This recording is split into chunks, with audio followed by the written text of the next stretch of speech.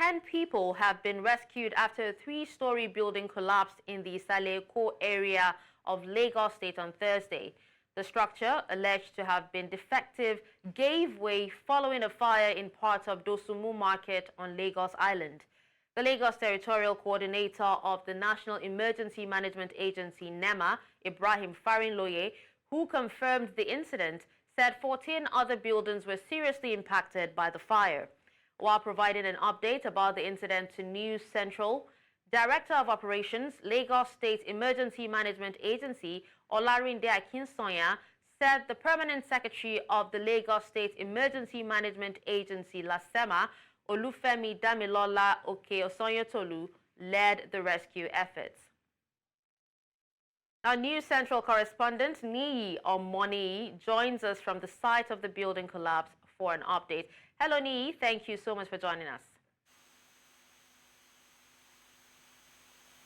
Niyi, can you hear me? All right, so if you can hear me, Niyi, go ahead and tell us what the situation of things is, at the moment.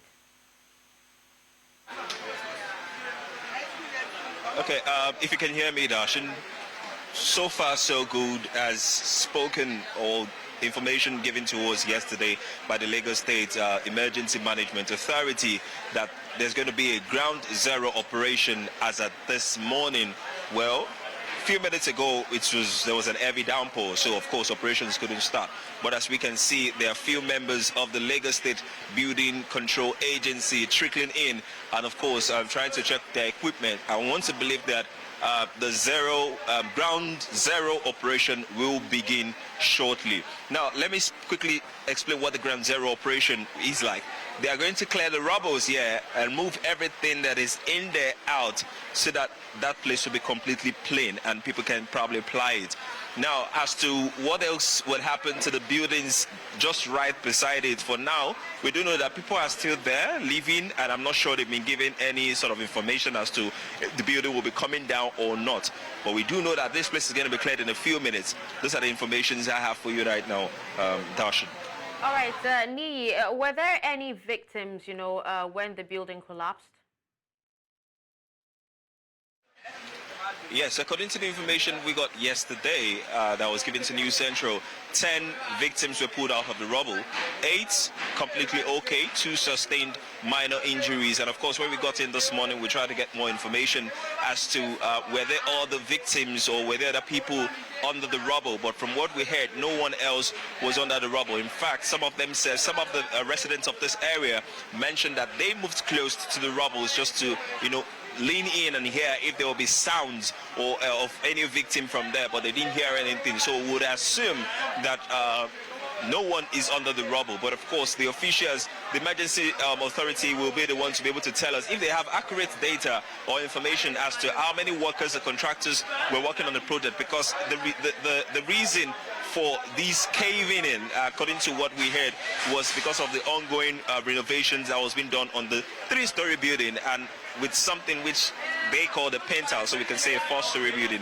and that's why it caved in. Probably it has moved away from its the normal structures it's supposed to erect. We can't tell for a fact, but of course, when the ground zero operation starts fully, we'll get more information as to why this happened, what will happen next, and if any other information we can get from them.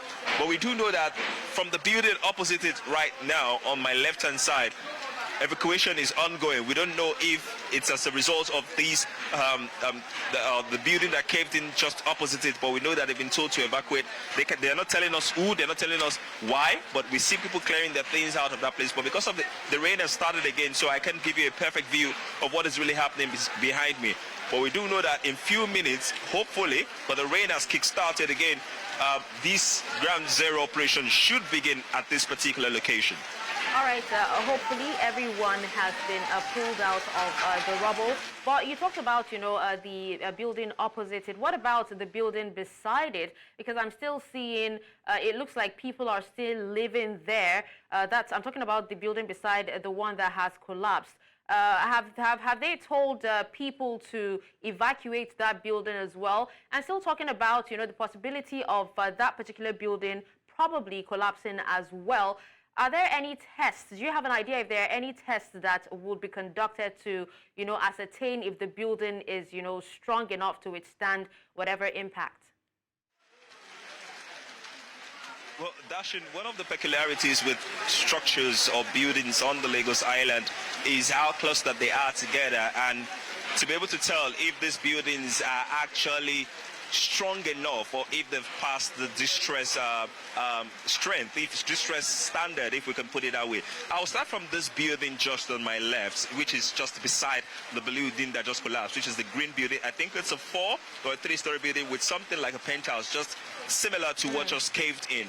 And you will see that I could bet from what I could see here, you wonder how these buildings were erected so close to each other at the time like these, and they were leaving.